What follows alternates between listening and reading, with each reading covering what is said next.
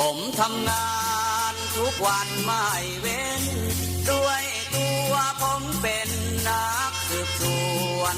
ช่วงเวลาต่อจากนี้ไปเข้มข้นทุกข่าวสารกับรายการเอิ้นให้ลุกปลุกให้ตื่นมั่นใจกับลูกเขยลาหาข่าวมาฝอยสู่ฟัง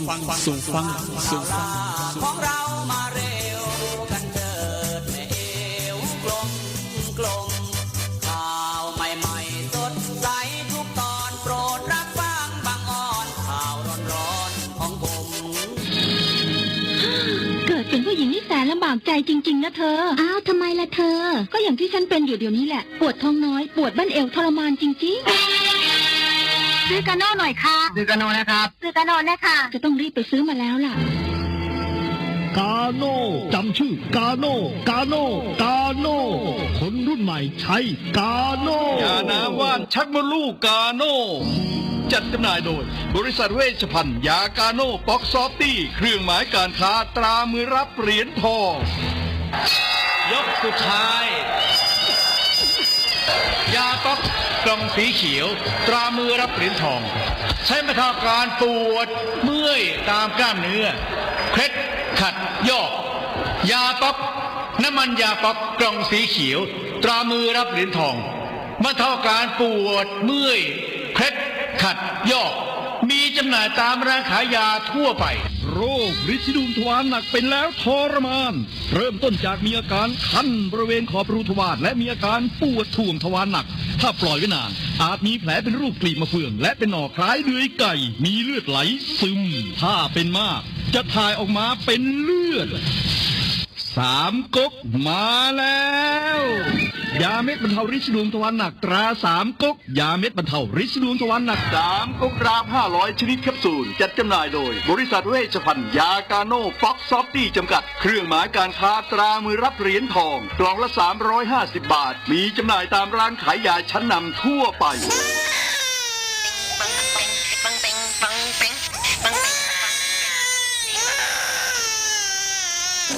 ลูกแอวลูกไห้เป็นไข้ไปหาหมอช่วยด้วยช่วยหน่อยคุณหมอ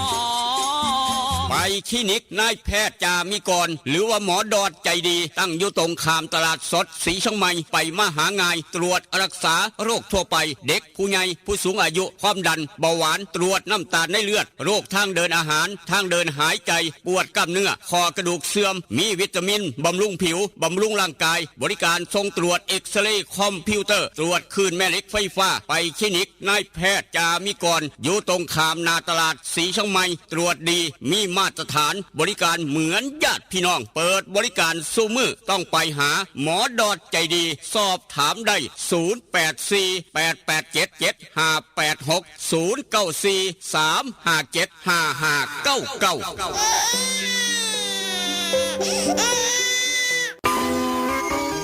เล่นกันนักมันคืออะไรอะเล่นกันนักก็รักกันแน่นไงครับพี่ตั๊กโหรักกันแน่นแน่นเหมือนอะไรครับพี่เหมือนเหงือกกับฟันรักกันแน่นดีใช่ก็ยาสีฟันสมุนไพรตราหมอจุฬาวันนี้ยิ่งมั่นใจปรับโฉมใหม่แต่รสชาติแน่นเหมือนเดิมด้วยสมุนไพร5 ชนิดให้รักกันแน่นดีแบบนี้เล่นกันนักรักกันแน่นยาสีฟันสมุนไพรตราหมอจุฬาโฉมใหม่เยี่ยมยามถามข่าวว่าเวียกว่างานขอต้อนรับด้วยกาแฟฮ้อนหอมคนละจอกด้วยความหักความแพงกับกาแฟเพื่อสุขภาพดรเจคอฟฟี่ดรเจคอฟฟี่มีถังเสาของแท้จากทิเบตเฮ็ดลินจือส้มสกัดภูขาวแปะกล้วยผงเกากี้มีประโยชน์เพื่อสุขภาพทั้งหญิงและชายมือนี่สุขภาพเป็นเรื่องสำคัญคนดื่มกาแฟขอกาแฟต้องดื่มดรเจคอฟฟี่ดรเจคอฟฟี่มีแต่คนอยากดื่มเศร้าดื่มแรงเพื่อสุขภาพด้วยดรเจคอฟฟี่ดรเจคอฟฟี่คนละจอกมีจำหน่ายที่ FM 96.5 เมกะเฮิรตซ์ 0816016232 เด้อเจ้าวิทยาลัยเทคโนโลยีวิชาชีพท่าบ่อวิทยาลัยเทคโนโล โลยีวิชาชีพท่าบ่ออำเภอท่าบ่อจังหวัดหนองคายเปิดสอนหลักสูตรในระดับปวช ปวสจำนวน 13 สาขาวิชาเลือกได้ตามความถนัดคอมพิวเตอร์ธุรกิจการบัญชีการตลาดการท่องเที่ยวการโรงแรมโลจิสติกอาหารและโภชนาการธุรกิจสถานพยาบาลสถาปัตยกรรมช่างยนต์ช่างไฟฟ้าช่างอิเล็กทรอนิกส์และสาขาขายปลีกขายส่งเรียนจบมีงานทำมีหอพักชายหญิงบริการรถรับส่งมีทุนกู้ยืมเพื่อการศึกษาคนดีและคนเก่งมีทุนให้ฝึกทักษะอาชีพทุกสาขามีรายได้ระหว่างเรียนสื่อการสอนบุคลากรพร้อมรับผู้จบม.3 ม.6 หรือเทียบเท่าและจบม.7 จากเวียงจันทร์ถ้าคิดจะเรียนสายอาชีพต้องเรียนที่วิทยาลัยเทคโนโลยีวิชาชีพท่าบ่อสนใจติดต่อสอบถามได้ที่ 042-432-240 หรือดร.คำหนึ่งดร.รัชนีเลื่อนแก้ว 082-105-6994-091-863-0359 สมัครเรียนได้ทุกวันนะคะ เรียนดีมีทักษะพละเก่งเคร่งวัฒนธรรม ออนซอนบ้านคาเฟ่ออนซอนบ้านคาเฟ่บรรยากาศสไตล์เกาหลีมีชุดฮันบกใส่ถ่ายเซลฟี่ที่สวนสวยๆหลากหลายมุมมองแสนจะประทับใจได้ธรรมชาติไปที่ออนซอนบ้านคาเฟ่ออนซอนบ้านคาเฟ่บ้านโคกหนองแบงใกล้บ้านผู้ใหญ่วิชัยบริการอาหารครบวงจรเครื่องดื่มชากาแฟสมูทตี้เบเกอรี่มีสวนน้ำไว้บริการเด็กๆอีกด้วยที่จอดรถสะดวกสบายออนซอนบ้านคาเฟ่ออนซอนบ้านคาเฟ่รับจัดงานเลี้ยงงานสังสรรค์ทุกรูปแบบเปิดบริการทุกวันตามเราไปเริ่มต้นที่3แยกไฟแดงไปรษณีย์สีเชียงใหม่มีป้ายบอกทางตลอดเส้นทางจนถึงออนซอนบ้านคาเฟ่ออนซอนบ้านคาเฟ่ปักหมุดได้หรือโทรศัพท์ 082-457-1145 เจลักกี้คนสวยพร้อมยายพันธุ์อีสานบ้านทุ่งยินดีต้อนรับทุกท่านตั้งแต่เช้าถึง4 ทุ่มทุกวันอย่าลืมไปสวยไปแซ่บน้ำกันเด้อจ้า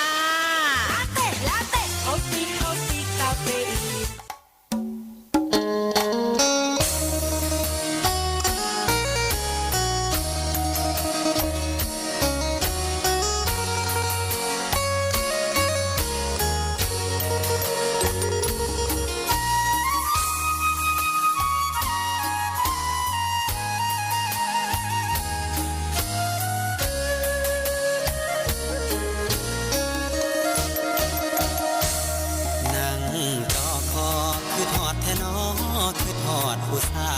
วเย็นลมหนาวกินข้าวแลงแล้วยังบ่นอน2 ทุ่มครึ่งเอารูปผู้สาวเบิ่งแล้วอ่อนสอน3 ทุ่มก่อนเปิดใต้หมอนเอาจดหมายมาอ่านนั่งโกโซคือทอดพะโล้เฝ้าแต่รำพึงตีหนึ่งเฝ้าคิดถึงคำเคยเว้ากันตี2 คล้อยเขียนจดหมายน้อยไปถึงนุ่งครานตี3 ผ่านอ่านทบทวนแล้วเขียนใหม่อีกทีคิดฮอดอีหลีเพราะอ้ายนี้บ่เคยหักใครคิดฮอดหลายเพราะขวัญใจเจ้าคือชีวีคือทอดสิเป็นสิตายเพราะห่างไกลกันนานเป็นปีคิดฮอดทุกวินาทีลมหนาววีอ้ายแห่งคิดฮอดแห่นั่งส่งลงหลับบ่ลงกระวนกระวายตี5เลยไปย้อนคิดหลายสายตาอย่างแข็งหนาวเย็นจ้อยลมวอยวอยคิดฮอดแห้งแห้ง6 โมงเช้าตะเวนแดงแดงคิดฮอดคำแพงจนสอดแจงจ้างตาอย่านอนตื่นสายอย่าอายทำกินอย่ามินเงินหน่อย อย่าคอยวาสนา สุขสบายมันเสมือมันเครือเก่ากับผู้ขาลูกเคยลานามนคนทำข่าว กลับมาเว้านำผู้เจ้าดังเดิมได้เวลาสำนีละเม็ดตูเตรียมพร้อมเรียบร้อยครับได้น้ำขวดน้อยพร้อมได้เสื้อกันฝนพร้อมได้เสื้อกันหนาวนำครับถ้าอย่ามองเสลดพังพรสวมหน้ากากกันไม่เส้นแมดล้างมือได้เจลล้างมืออย่าชราใจครับโควิดไข้หวัดใหญ่กำลังอาละวาดกำลังระบาดปล่อยฉะนั้นพี่น้องอย่ามองข้ามความปลอดภัยโดยเด็ดขาดหอบเอาเข้าเท่าหอนสอนใจเข้าบุญเข้าการเข้างานได้ขาทุกเขกยางโปกเป๊กลมจิตตมมาพร้อมเมื่อยแอกแรกท่ามกลางอุณหภูมิเศร้ามื้อนี้ฮ้อนตั้งแต่เศร้าวันฝนหยุดแน่ฮ้อนโดยพี่น้อง26องศา26องศาเซลเซียสโอกาสฝนตกยามมื้อเช้า 0% แต่ว่าช่วงบ่ายครับบ่ายโมงเป็นต้นไปประมาณ 70% ครับบ่ายโมงเป็นต้นไปมื้อนี้ประมาณ 70% แล้วก็ลิ้นมาลอกปอกแปก25%ประมาณนี้ช่วงบ่ายโมงเป็นต้นไปพี่น้องจะเทปูนเทสีมังยังกะยาให้เฮ็ดยามมื้อเช้าแต่ว่าช่วงบ่ายโมงนี่โอกาสฝนตกสูงถึง 70% นี่คือมื้อนี้ครับพี่น้องเวียงจันทน์พร้อมทอกันทุกอย่างทุกแนวเอาละครับเป็นจะได้กะยากัดตามครับลูกขลาบเฝ้ามานั่งเว้านั่งจ่าทั้งห้องทรง96.5 เสียงจากบ้านหม้อแดนสยามรายงานโตอย่างเป็นทางการมาพร้อมกับเวชภัณฑ์ยากาโนปอกสอบที่จำกัดขวัญใจคนเฮ็ดเวียกหนักแบกไม้ง่ายขอนกรรมกรแบกหามคนยางกินยุงกินยางปวดแข้งปวดขาลืมบ่ได้กาโนกับปอกอาบน้ำยามใดใส่สบู่สอบตีกินสุกๆดิบๆกินก้อยกินลาบอย่าลืมยาทายพยาธิไวซุนิก3กกดาบ500แบบแคปซูลกินง่ายเป็นลิซิดวงทวารครับเป็นลิซิดวงทวารเป็นไม่เป็นเกาเป็นน้อยเป็นหลายเฝ้าไปเอามากินต่อเนื่องแวะร้านขายยาถามหา3กกดาบ500แบบแคปซูลกินง่ายทุกร้านขายยาทั้งเวียงจันทน์มีขายครับ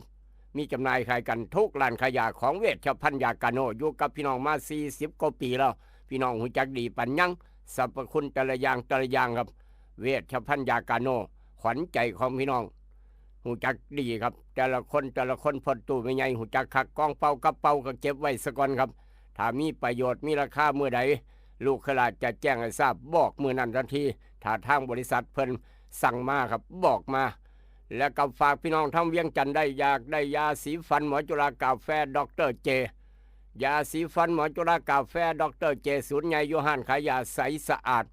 ตลาดแรงหนองด้วงพอค้าแม่ขายเอาไปจำหน่ายขายต่อได้ครับยาสีฟันหมอจุฬาทั้ง2สูตรกาแฟดรเจโยฮันบริษัทเดียวกันศูนย์ใหญ่โยฮันขายยาใสสะอาดตลาดแรงหนองด้วงพอค้าแม่ขายพี่น้องบ้านเฮาจะคอยไปเอามาใส่ไปเอามา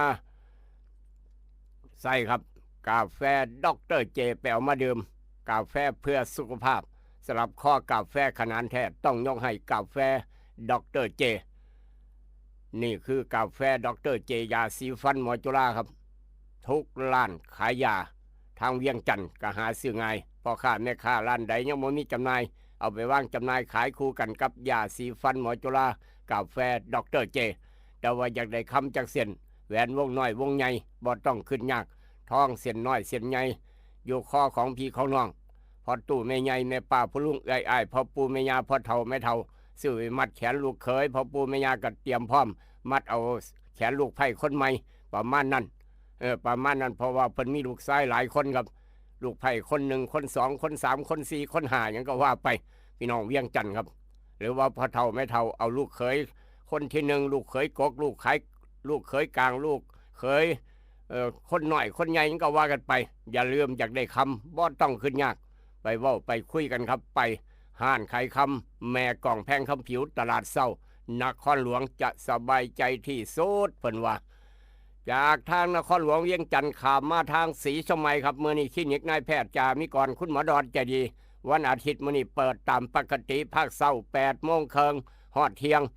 สามารถกดโทรศัพท์ไปจองคิวล่วงหน้าได้นี่คือ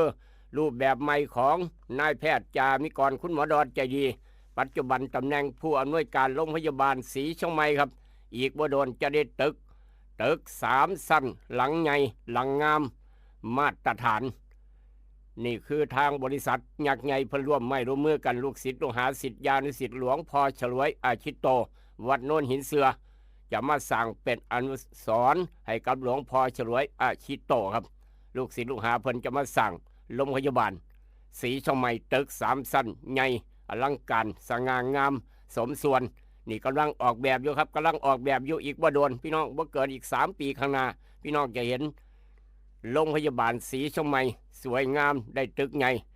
ด้วยความเป็นมาตรฐานบ่ต้องห่วงอยู่ในช่วงของสมัยของนายแพทย์จ่ามิกรเจดีเป็นผู้อำนวยการถือว่าเป็นประวัติศาสตร์เพราะฉะนั้นอยากไปหาคุณหมอดอนเจดีมื้อนี้ก็บ่ต้องขึ้นยากวันอาทิตย์เปิดคลินิกตามปกติภาคเช้า 8:30 นฮอดเที่ยงยามมื้อแลง 5 โมงแรงฮอด 2 ทุ่มครึ่งสามารถโทรศัพท์จองคิวได้ 083-676-9581 ครับออกจากคลินิกนายแพทย์จ่ามิกรคุณหมอดอนเจดีไปบ้านพันเผานี่ได้ยินเสียงหอกระจายข่าวท่านกำนันพึกกำลังเปิดดังๆเงาอยู่ครับเสียงลูกเคยลาเต็มทงให้ทงหน้าดังรัดเสกันกับผู้ใหญ่โตดังรัดเสกันกับผู้ใหญ่วิชัยดังรัดเสกันกับผู้ใหญ่ใสบ้านปราสักไตหมู่4พี่น้องฟังไปพร้อมปั่นจักรยานออกกำลังกายย่อมเศร้าไปน้ำเจ้าว่าเขาโค้งบ้านพัดเผาปั๊บอยากได้เนื้อไปลาบไปก้อยไปซุ่มไปแซวฉลองวันเกิดฉลองตำแหน่งผู้ซอยผู้ใหญ่บ้านตำแหน่งกำนันตำแหน่งผู้ใหญ่บ้านยังกะยาละตำแหน่งสทอบตยังก็ตามอยากได้เนื้องัวน้อยสดแซ่บลาบก้อยซอยแซ่มักเป็นยังไปเอาอยู่อูดเนื้อสดทางโค้งบ้านเผาบ่ผิดหวังไปเดียวนี้ได้เดียวนี้ครับอูดเนื้อสดทางโค้งบ้านเผาเขียงเนื้อใหญ่ที่สุดของอำเภอศรีช่องใหม่เบอร์โทรศัพท์ของเสียอูดเบอร์นี้ครับงานดองงานแต่งสั่งหลายทรงฮอดมองแถมพร้อมอีกต่างหากคนใจดี095-329-5764ออกจากทางโค้งบ้านเผาอูดเนื้อสดเดินทางต่อครับอยากได้หนังไปฉายหน่วย1หน่วย2หน่วย3บริการพี่น้องประหยัดค่าใช้จ่ายในโลกยุคปัจจุบันงานบุญงานบวชงานชมรกิจต่างๆหรือว่างานกฐินงานผ้าป่าวัดว่าร้านต่างๆผู้ใหญ่บ้านกำนันไปใช้บริการก็ได้สอดแจ้งจังปังก็แล้วบุญได้คือกันประหยัดค่าใช้จ่ายหลายหมื่นบาทไปแอร์ภาพยนตร์บ้านหัวไส้บ่ผิดหวังครับออกจากแอร์ภาพยนตร์บ้านหัวไส้เดินทางต่อไปทางอำเภอทบลูกหลานจบม.3 จบม.6 ลูกหลานพี่น้องเวียงจันทร์จบม.7 มาเรียนต่อปวสต่างประเทศใกล้บ้านทางอำเภอทบหอพักเงินพักให้อยู่เศร้าเรียบร้อยเดินทางมาจากต่างจังหวัดย้ายมาจากต่างจังหวัดต่างอำเภอครับมาใกล้บ้านมาใกล้เมืองเจ้าของพ่อแม่จะได้สบายใจประหยัดค่าใช้จ่ายปีหนึ่งย้ายมาเข้าปี2ปี2ย้ายมาเข้าปี3เทอม1มาเข้าเทอม2ยังก็ว่ากันไปปวชปี1ปี2ปี3ปวสปี1ปี2 13สาขาวิชาสนุกเลือกมาเบิ่งเอามาเลือกเรียนได้ครับปีนี้คือกันอย่าลืมครับด็อกเตอร์คำนึงด็อกเตอร์ราชนีรับประกันคุณภาพซื้อการเรียนการสอนครบขั้นทันสมัยครบทุกหลักสูตร13สาขามาวิทยาลัยเทคโนโลยีวิชาชีพทบอย่างนี้เราก็บอกต่อกันไปขับรถขับราเดินทางไปหันมานี่ครับอุบัติเหตุเพศภัยต่างๆอย่ามองข้ามเหตุประกันอุบัติเหตุส่วนบุคคลไว้หรือว่าย่านเจ็บไข้เดี๋ยวป่วยเป็นหวัดเป็นไอก็เหตุประกันสุขภาพไว้สบายครับ200 บาทต่อปีค่าคุ้มครอง100,000 บาทโดยเฉพาะประกันอุบัติเหตุส่วนบุคคลไปรษณีย์ศรีช่องใหม่ใกล้บ้านนี่ก็ได้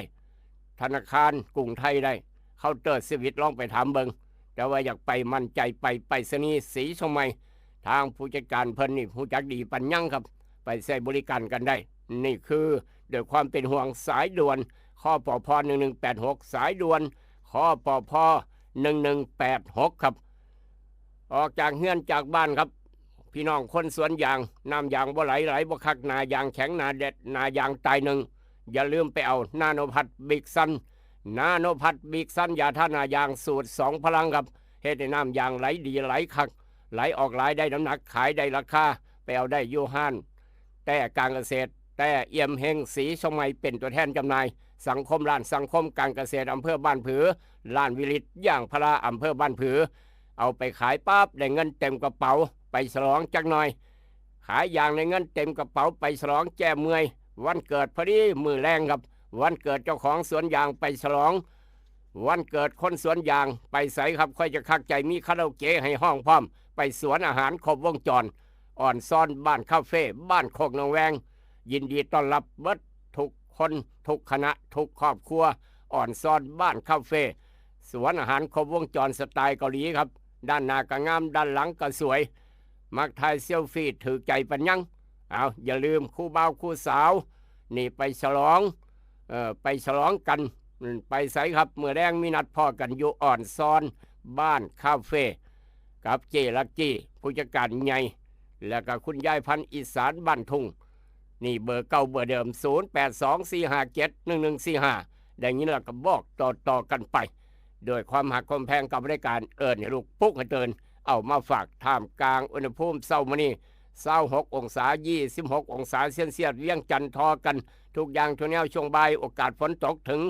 70% อย่าลืมเสื้อกันฝนไปพร้อมกันแล้วกันโดยเฉพาะคนเนื้อหุ้มเล็กขี่มอไซค์ครับเริ่มเลยเด้อพี่น้องคนขี่มอไซค์ขี่รถจักรมื้อนี้ไปไสมาไสคนซ่อนจะต้องใส่หมวกกันน็อกคนขี่มอไซค์จะต้องมีหมวกกันน็อกก็สั่งถือปรับ 2,000 ครับ 2,000 บาทนี่ปรับหนักนี่ครับบ่แม่นปรับ100 บาทเด้บ่แม่นปรับ100 บาทครับตั้งแต่1 มิถุนาวันนี้เป็นต้นไป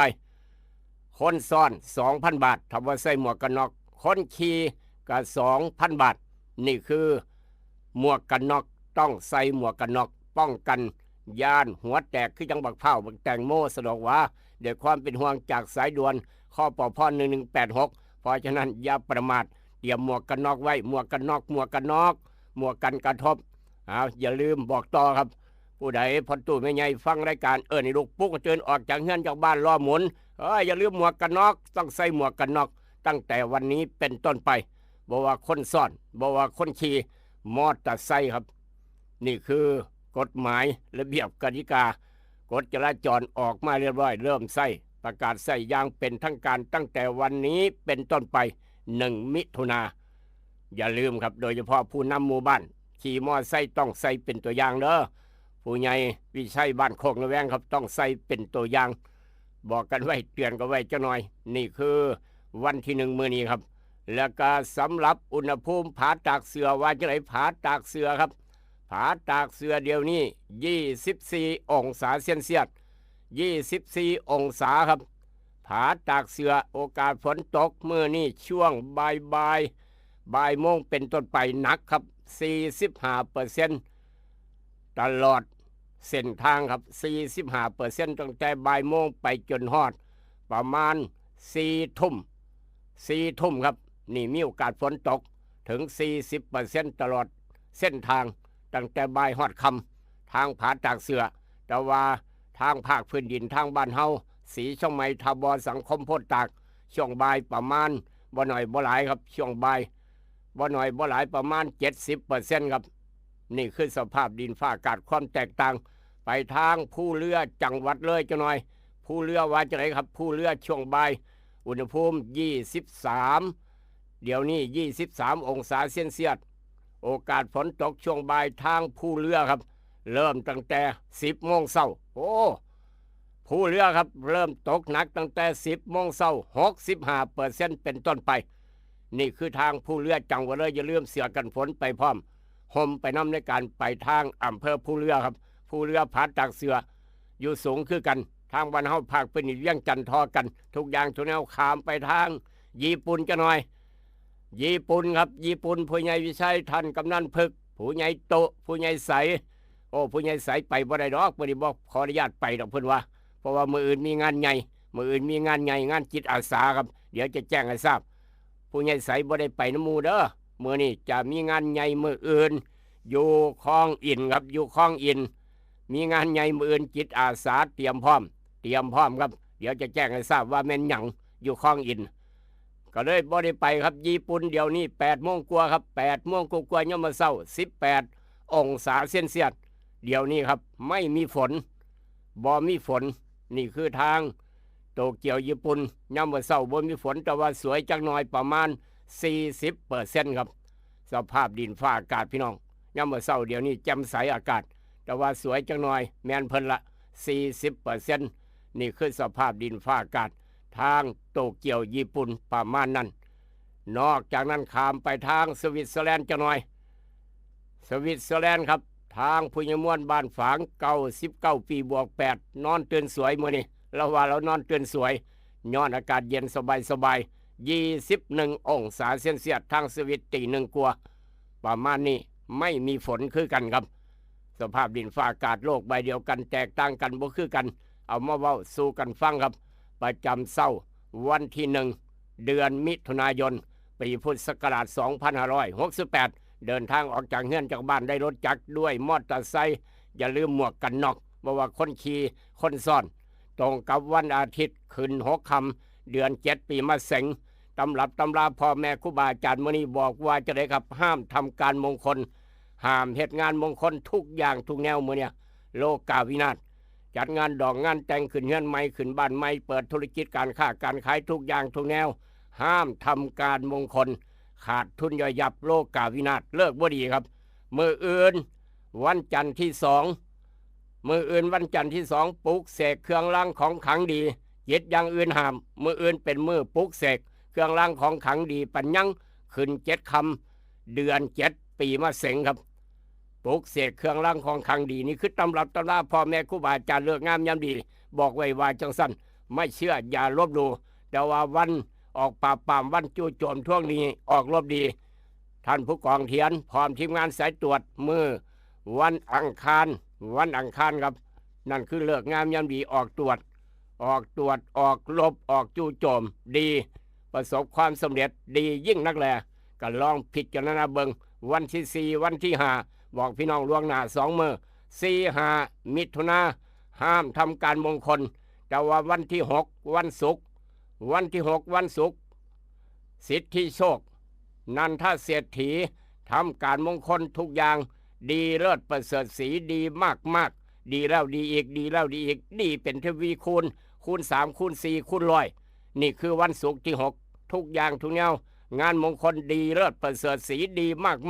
บ่ไม่ดีธรรมดาเอาพี่น้องก็ลองพิจารณาเบิ่ง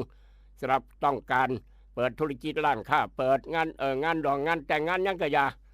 คักแท้แน่นอนวันศุกร์ที่6เด้อพี่น้องเอ้ยลองพิจารณาเบิ่งไม่เชื่ออย่าลบหลู่แต่ว่าบักคำน้อยเกิดมาเมื่อคืนคลอดมาเมื่อคืนครับลืมตาเบิ่งโลกเพิ่มประชากรในกับประเทศเพิ่มประชากรในกับครอบครัวครับดีใจกับพี่น้องคนได้ลูกได้หลานผู้เป็นพ่อเป็นแม่พ่อตู่แม่ตู่พ่อปู่แม่ย่าครับได้หลานชายหลานสาวขอแสดงความดีใจนำพ่อแม่ก็ดีใจครับยิ้มเปิดได้หลานแล้วข่อยได้หลานแล้วถามมาหลายปีเพิ่นว่าประมาณนั้นหักหลานหลายกว่าหักลูกแม่นหรือบ่แม่นต้องถามพ่อ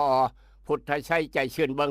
หักหลานกับลูกหักหลายอันใดหลายกว่ากันโอ้หักหลานเลยเนาะเพิ่นว่าประมาณนั้นนี่แม่นบ่ผู้ใหญ่ใสหรือว่าจังไดเอาละครับลูกหลานชายหลานสาวว่าจะได้ไปฟังพร้อมกันอาจารย์พิญโยเอากระดานดำขึ้นมาดินสอหินขึ้นมานางเขียนบวกลบคูณหารนางสมาธิน้อยหนึ่งได้ออกมาว่าจังสี่เด้อพี่น้องเด้อดวงวาสนาของหลานชายครับใหญ่ขึ้นมาบักคำน้อยเฮาใหญ่ขึ้นมาบักคำน้อยจะเป็นคนรูปร่างหน้าตาดีครับรูปร่างหน้าตาดีมีชื่อมีเสียงโด่งดังชีวิตรุ่งโรจน์รอบคอบบ่อยวางใจผู้ใดบ่เสือไผนิสัยอ่อนโยนครับซื่อตรงมักความยุติธรรมต้องไปเรียนกฎหมายมีความเจริญก้าวหน้าทางด้านสังคมมีมิตรสหายมากมีการศึกษาดีรับผิดชอบงานระดับสูงครับมีเสน่ห์รักษาคำบอกคำจาคมคมคายเจรจาเป็นเลิศเฉลียวฉลาดมักเรียนหนังสือผู้รักผู้ใหญ่ให้การซอยเหลือมักต่อสู้มักจากทินที่อยู่ไปอยู่มองอื่นโดนจะกลับมาบ้านเท่านึงอนาคตแจ่มใสสร้างหลักปักฐานได้เร็วหลานชายผู้นี้ใหญ่ขึ้นมาจำมั่งคั่งด้วยทรัพย์สินเงินทองร่ำรวยได้เป็นผู้ใหญ่บ้านคือจังผู้ใหญ่ใสพร้อมอีกต่างหากวันนี้บนธรรมดานี่คือดวงวาสนาของหลานชายครับสำหรับพี่น้องบ้านเฮาเจ้าคอยได้หลานสาวได้อินน้อยว่าจังไหนผู้ใหญ่วิชัยหนูโอ้ยบ่ได้เว้าน้ำมูแล้วเรื่องลูกหลานยังบ่ได้น้ำมูผู้ใหญ่วิชัยว่าคือผู้ใหญ่ใสมันยังว่าต่ออยู่เอาละครับได้หลานสาวได้อินน้อยเฮาว่าจังไหนครับดวงวาสนาของหลานสาวคุณตาจ๋าคุณยายจ๋าคุณพ่อขาคุณปู่จ๋าอย่างก็ว่าไปนี่คือเสียงเจ้าหลานสาวครับว่าจะไหนใหญ่ขึ้นมาเป็นคนรูปร่างหน้าตาดีหน้าตาสวยฉลาดในการทำมาหาเลี้ยงชีพเจ้าของเจ้าระเบียบขนาดเป็นคนเจ้าระเบียบคำมักสวยมักงามเว้าจริงทำจริงจิตใจสูงมีเสน่ห์มีคนอุปถัมภ์มักเรียนหนังสือ มักศิลปะการตกแต่งตั้งแต่น้อยจะต่อสู้ใหญ่มากจะดีมีเหตุมีผลละเอียดละออนุ่มนวลเป็นตาหักมีความรับผิดชอบสูงมักการสมาคมหมู่หลายเพื่อนหลายติดต่อเจรจาทางการค้าดีปัญญังคู่ครองซอยเสริมเรืองฐานะความเป็นอยู่ยิ่งนักแลนั่นคือดวงวาสนาของหลานชายหลานสาวว่าจังสันแต่ว่าที่นี่แน่เลี้ยงในน้ำนมแม่เอาคักเอาแคนกระโลดสมองจะได้ดีปัญญาจะได้เลิศขอแสดงความดีใจน้ำอีกรอบหนึ่งสำหรับพี่น้องบ้านเฮาเจ้าข่อยที่เกิดวันอาทิตย์ผู้ใดเกิดวันอาทิตย์ยกมือขึ้นเท้าเฮืองเจ้าของประแดกแซ่บตลาดสวนมอนยกเธอเลอก้อนมูเท้าหมอนร้องเพลงแฮปปี้เบิร์ดเดย์ทูยูให้เท้าเฮืองตบมือสวดนี่เป่าเค้กก็แล้วแต่ตามอัธยาศัยเด้อคนวันคล้ายวันเกิดเท้าเฮืองมื้อนี้ทางตลาดสวนมอนครับผู้ใดเกิดวันอาทิตย์แต่ละคนยกมือขึ้นสามลาบดวงวาสนาจะเป็นสิเอาตั้งใจฟังเท้าเฮืองอย่าเฝ้าคุยอย่าเฝ้ามือลงที่เท้าเฮืองยกมือไว้จนกว่าสิว่าจบคนเกิดวันอาทิตย์มื้อนี้ครับคนเกิดวันอาทิตย์มื้อนี้จะมีการเดินทางไปร่วมกิจกรรมสำคัญนานหังว่าตัวมีโอกาสได้รู้จักกับบุคคลในระดับสูงและบุคคลแปลกหน้ามีโอกาสได้ใส่ความรู้ความสามารถได้อย่างเต็มพิกัดมีรายได้จากงานเก่าๆมีเมตตาพร้อมเป็นอารมณ์มีการเดินทางจากบ้านไปไกลครับมื้อเนี่ยจักไปทางไหนล่ะไปพักผ่อนหย่อนใจบ่หรือว่าไปทำบุญเนาะไปวัดบ่ควรใส่ใจฟุ่มเฟือยอย่างบ่มีเหตุอย่างบ่มีผลควรดูแลสุขภาพเจ้าของให้ดีเพราะว่าอายุหลายแล้วมีการปรับปรุงเปลี่ยนแปลงที่อยู่อาศัยจะได้รับของฝากของขวัญมีการลงทุนและขยายงานใหม่ยิ่งนักแลนั่นคือดวงวาสนาคนเกิดวันอาทิตย์อาจารย์พินโยบอกไว้ลูกเคยล่าบอกต่อครับเสื้อบ่เสื้อเป็นอีกเรื่องหนึ่งด้วยความหักความแพงด้วยความปรารถนาดีกับกาโน่ปอกสบู่ซับที่ยาทายพยาธิไวสนิก3 กกและกับมื้อนี้วันที่1 มิถุนายนครับอีกช่วงบ่ายๆบ่โดนครับอีกบ่กี่ชั่วโมงจะมีเศรษฐีใหม่เกิดขึ้นในประเทศไทยหลายคนนำกันจะมีเศรษฐีใหม่เกิดขึ้นในประเทศไทยหลายคนครับนี่คือช่วงบ่ายมื้อนี้และกับมื้อนั้นสมัยนั้นวันนั้นในอดีต2544ครับลูกหลานเกิดใหม่รุ่นอาจจะบ่ฮู้จักหลายคนจำเหตุการณ์นี้บ่ได้ตรงกับคริสต์ศักราช2544ผู้ใหญ่ใช้อยู่ไสบ่อยู่ต่างประเทศพุ่นบ่นี่เนาะ2544วันที่1 มิถุนายนครับเบ้า2อย่าง2เหตุการณ์1 มิถุนายนนี่1 มิถุนายนครับ2532เมื่อกำเนิดเกิดร้าน7-Eleven สาขาแรกของประเทศไทยครับอยู่ทางถนนผัดพงหัวมุมถนนผัดพงเปิดเบิดมือเพื่อขึ้นจนสอดแจ้งว่าเมร้านนี้หยังมาเปิดจนสอดแจ้งอยู่นี่บ่ย่านคนมาป่นมาจี้บ่มันคือโพดคือเหลือเทว่าซั่นว่า7-Eleven ตัวเพิ่นเปิดก่อนหมู่ป๊าดโธบ่เคยเห็นผู้ใดก็บ่เคยเห็นครับตีหนึ่งก็ไปซื้อของได้ณวันนี้จากมือนั้น2532มาจนฮอดมื้อนี้1 มิถุนายน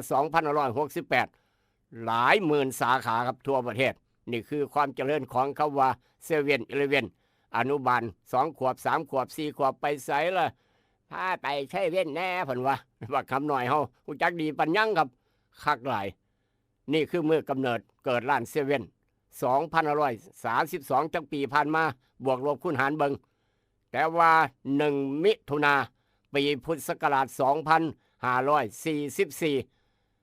มื้อนี้ก็เป็นมื้อหวยออกนี่แหละครับมื้อนั้นก็เป็นมื้อหวยออกคือกัน1 มิถุนายน2544เกิดเหตุการณ์ทุจริตการออกรางวัลสลากกินแบ่งรัฐบาลปีพุทธศักราช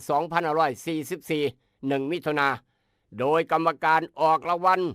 เป็นผู้ชาย3 คนครับกรรมการออกรางวัลชาย3 คนมีพิรุธขณะออกรางวัลที่1เฮ็ดให้ผลการออกรางวัลที่1เป็นหลายคนจำบ่ได้หลายคนอาจจะลืมไปแล้ว113ครับปานแต่งพี่น้องเลข6 ตัวปานแต่งเลข3 ตัวนี่ ออกรางวัลที่หนึ่งเป็น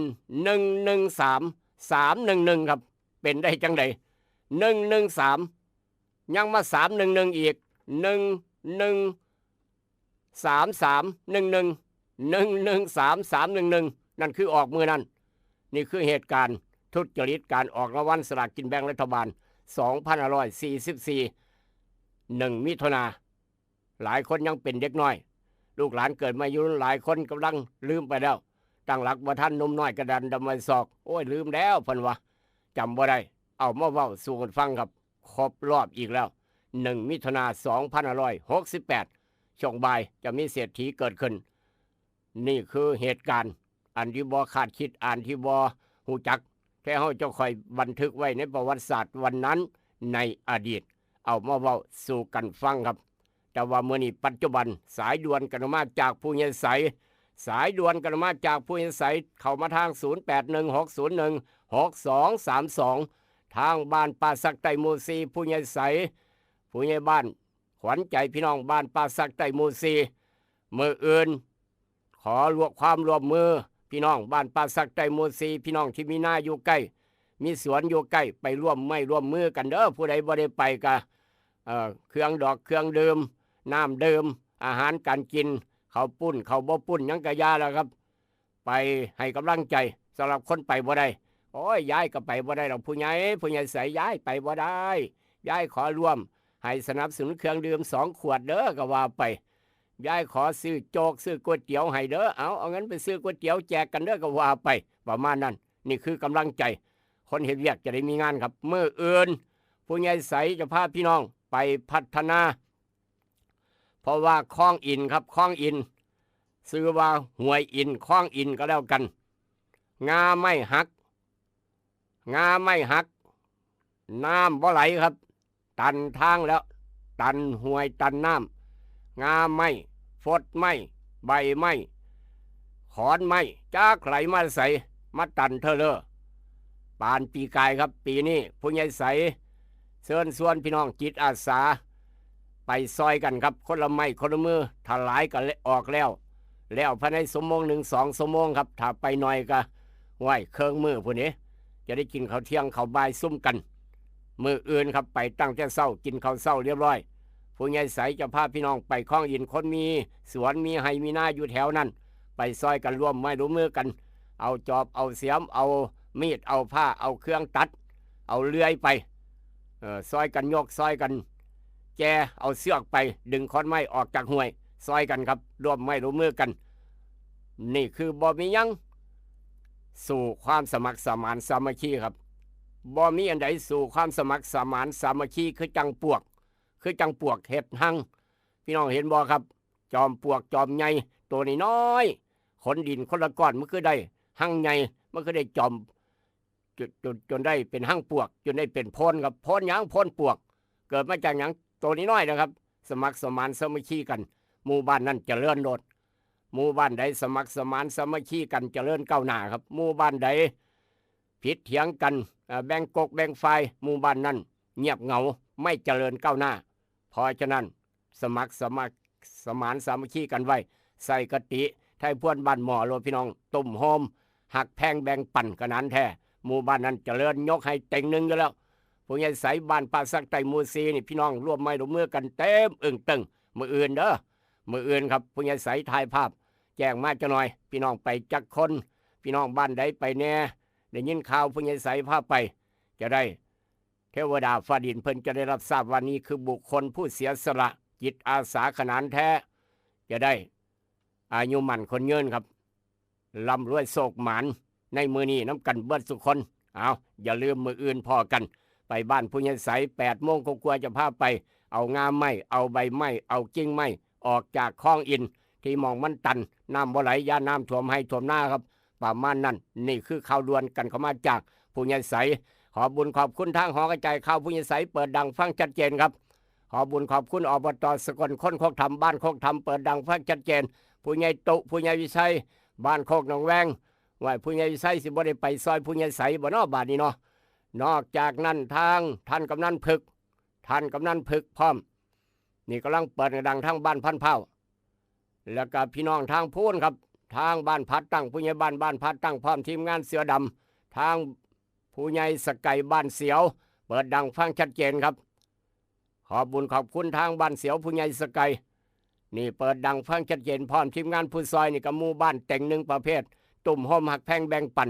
สมัครสมานสามัคคีกันดีเลิศประเสริฐศรีครับบ่ไม่ธรรมดาบ้านไร่ดอนไผ่โพธิ์ตากพ้นทองบ้านศูนย์กลางผ่านบ่ได้บ้านโคกบุญสนอง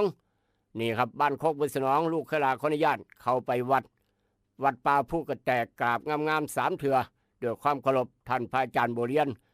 ท่านพระครูประภัสสรธรรมโสภิตครับเพิ่นได้พัฒนา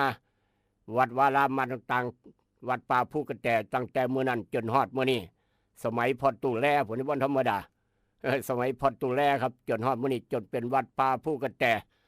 กำลังจะเฮ็ดหลายอย่างเลยเนี่ยครับอุโบสถกำลังสร้างซุ้มประตูทางเข้าอุโบสถทางเข้าโบสถ์นี่พี่น้องไปร่วมไม้ร่วมมือกันได้ไปร่วมทำบุญกันได้ครับท่านพระอาจารย์โบเรียนร่วมสร้างสะพานดอนป่าเปื่อยมาตลอดร่วมสร้างมาตลอดเป็นเงินหลายแสนแล้วครับนี่คือพ่อแม่ครูบาอาจารย์ด้วยความเคารพกราบงาม3 เถื่อเดินทางต่อไปทางน้ำสมนายุงอำเภอบ้านผือทุกหม่องทุกบอนพี่น้องเวียงจันทร์ทุกตอกสหอมทุกร้านค้าร้านขายทุกตลาดเศร้าตลาดสดเถาแก่ใหญ่ทางประทาดบางพวนบ้านทุ่งสว่างนี่กำลังฟังดังๆไปพร้อมไปเวียกไปการไปงานไปพร้อมครับเถาแก่ใหญ่เฮาด้วยความปรารถนานี้ว่าเรื่องดอนป่าเปื่อยเมื่อวานทางการท่องเที่ยวผู้อำนวยการการท่องเที่ยวและกีฬาจังหวัดหนองคายพร้อมคณะมาเที่ยวดอนป่าเปื่อยเมื่อวานครับและก็มีการอบรมเกี่ยวกับแหล่งท่องเที่ยวชุมชนดอนป่าเปื่อยพร้อมทางโรงแรมโขงอ่ายทางโรงแรมโขงอ่ายครับเมื่อวานนี้2 มื้อเมื่อวานเป็นมื้อปิดการอบรมสัมมนาครับ50 คนในการเริ่มต้นในการพัฒนาการท่องเที่ยวชุมชนทางบ้านหมอครับ50 คนจากสำนักงานการท่องเที่ยวและกีฬาจังหวัดหนองคายเป็นเจ้าภาพในการเปิดอบรมและก็ทางวิทยากรจากต่างจังหวัดต่างอำเภอต่างพูนทางกรุงเทพครูบาอาจารย์เพิ่นมาอบรมวางแผนในการพัฒนาการท่องเที่ยวแต่ละหมู่บ้านครับเป็นเรื่องสำคัญครับเป็นเรื่องสำคัญในการพัฒนาหมู่บ้านให้เป็นแหล่งท่องเที่ยวชุมชนแต่ละหมู่บ้านสามารถเฮ็ดได้เบิดครับเฮ็ดได้เบิดอย่าลืมบอกต่อกันไปบอกต่ออย่างนี้แล้วบอกต่อครับศรีชมไมหนองคายบ้านเฮาอย่าลืมแดมหัศจรรย์ดอนป่าเปื่อยอำเภอบ้านดงต้องคำชะโนดบึงการต้องถ้ำนาคาหนองคายต้องแดมหัศจรรย์ดอนป่าเปื่อยอย่าลืมส่วนกันมาเที่ยวมาเบิงหลายคนหลายคณะมาเที่ยวแล้วประทับจิตประทับใจครับหน้าฝนก็งามแบบหนึ่งหน้าหนาวก็อีกสวยแบบหนึ่งหน้าร้อนก็ลู่อีกรูปแบบหนึ่งมาอาบปลาน้ำกันได้วิตามินได้ออกซิเจนพร้อมร่างกายจะแข็งแรงครับร่างกายจะแห้งเอิ้นว่าอาบปลาวิชาอาบปลาครับวิชาอาบปลาซึ่งญี่ปุ่นผลเกิดอยู่ทางประเทศญี่ปุ่นครับวิชาอาบปลาร่างกายจะแห้งอายุยืนพร้อมพอตู้ไม่ใหญ่มานั่งอยู่ดอนป่าเปื่อยมื้อละ2 ชั่วโมงออกซิเจนเต็มอาบปลาพร้อมโอ้โหร่างกายแข็งแรงครับร่างกายแข็งแรงพี่น้องก็ลองพิสูจน์พิจารณาด้วยเจ้าของเองก็แล้วกันขออนุญาตเดินทางต่อขอบบุญขอบคุณทุกเสียงทุกสายทุกกำลังใจพลังเงียบที่ลูกขลาบ่เอ่ยฮอดเอ่ยถึงโดยเฉพาะเวชภัณฑ์ยากาโนปอกสอบที่จำกัดยาสีฟันหมอจุฬากาแฟดรเจห้านไข่คำแม่กองแพงคำผิวตลาดเสานครหลวงคลินิกนายแพทย์จามิกรคุณหมอดอนใจดี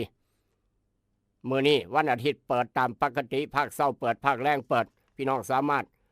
จองคิวล่วงหน้าได้ครับจองคิวล่วงหน้าได้08367695810836769581เดินทางต่อวันอาทิตย์ฟังสบายหน้าหนึ่งไทยรัฐว่าจะไหนครับหน้าหนึ่งไทยรัฐบอกว่าจังสี่ครับขึ้นหน้าหนึ่งเทเลอร์มื้อนี้ส่งสัญญาณปรับครม.ทักษิณสั่งยึดมหาดไทยคืนครับข่าวใหญ่เทเลอร์ขึ้นหน้าหนึ่งของไทยรัฐหลานยิง3 ศพกอบร้องครับขัดแย้งมรดกญาติย้อนมรดกฆ่ากันตายพี่น้องเอ้ยญาติต่อญาติฆ่ากันครับหลานยิง3 ศพขัดแย้งมรดกญาติพี่น้องระทึกแลนหนีเข้าโรงเรียนพากันแตกตื่นวุ่นผ คนนี้วันธรรมดาครับแลนหนีตายเนาะเอาปืนมายิงกันครับแต่วันนั้นก็ยังตาย3 บาดเจ็บ1เด้ง4ตำรวจกองบินเส้นตก2ลำซ่อนครับเป็นข่าวนอกจากนั้นหมอเตยกับผัวปากแข็งปฏิเสธเกี่ยวกับวัดไร่ขิงแล้วก็อีกหลายกรอบหลายข่าวครับล่อจับแม่เล่าเล่ขายบริการเด็กสาววัย14 ปีครับนี่คือแม่เล่าเอิ้นว่าฆ่ามนุษย์เอิ้นว่าฆ่ามนุษย์เอามนุษย์ผู้หญิงผู้หญิงไปหาขายบริการเอิ้นว่าฆ่ามนุษย์บ่แม่นฆ่าผักฆ่าป่าครับอันนี้ฆ่ามนุษย์จากหน้าหนึ่งไทยรัฐมาดวนไทยรัฐแม่ตู้ดวนไทยรัฐว่าเจ้าไหนแน่ดวนไทยรัฐเข้ามาครับว่าเจ้าซี่ผบ.ตร.แล้วก็รองผบ.ตร.เป็นประธานพิธีพระราชทานเพลิงศพตำรวจกล้าเหตุเฮลิคอปเตอร์ตกนี่คือมือว่านนี่ครับเป็นข่าวนอกจากนั้นสภาผู้แทนราษฎรมือว่านมือฉลุยครับฉลุยร่างงบประมาณปี2569งบประมาณในการพัฒนาประเทศเงินเดือนข้าราชการทุกสังกัดเงินเดือนผู้ใหญ่บ้านกำนันก็อยู่นี่ละครับอยู่นี่ละในงบประมาณปี2569ทุกอย่างทุกแนวอยู่นี่เบิดในการพัฒนาประเทศมติเสียงท่วมท้นโหวตผ่านวาระแรกโหวตผ่านวาระแรกจะมีวาระ2วาระ3วาระ3คือประกาศใส่งบประมาณปี69ครับเพราะฉะนั้นเหลืออีก2วาระผ่านวาระแรกซะก่อนนี่คือสภาผู้แทนราษฎรที่พี่น้องเลือกไปครับไปเอางบประมาณมาพัฒนาแต่ละจังหวัดแต่ละอำเภอแต่ละตำบลเงินเดือนข้าราชการทุกสังกัดทุกกรมกองเงินหน้าน้ำถอกน้ำท่วมของพี่ของน้องอยู่นี่เบิด2569ได้หลายบ่ได้หลายก็ขึ้นกับครม.คณะรัฐมนตรีขึ้นกับสสแต่ละจังหวัดไปเว้าไปว่าไปถกไปเถียงเอางบมาพัฒนาจังหวัดเจ้าของนี่คือภารกิจคำว่าสสภารกิจคำว่ารัฐบาลครับทำงานเพื่อพี่น้องประชาชนเงินหน่อยเงินหลายก็อยู่ปีงบประมาณเนี่ยครับฉลุยร่างงบประมาณ2569ผ่านสภาวาระ1วาระแรกเรียบร้อยครับนอกจากนั้นกอบต่อไปครับสลดไม่หยังน้ำตายอีกแล้วพี่น้องเอ้ยบาทเนี่ยหังว่าตัวย้อนโซเฟอร์มักง่ายครับคนตกใจกระโดดซะแล้วสลดหดหูครับรถกระบะพี่น้องเข้าใจเขาว่ารถกระบะครับมีข่าวอยู่เรื่อย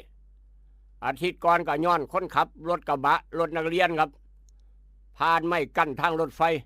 เมื่อวานนี้รถกระบะขับข้ามทางรถไฟครับรถกระบะเฝ้าขับข้างทางรถไฟบานี้คนอยู่นั่งกระบะด้านท้ายตกใจย่ารถไฟเหยียบตกใจครับกระโดดลง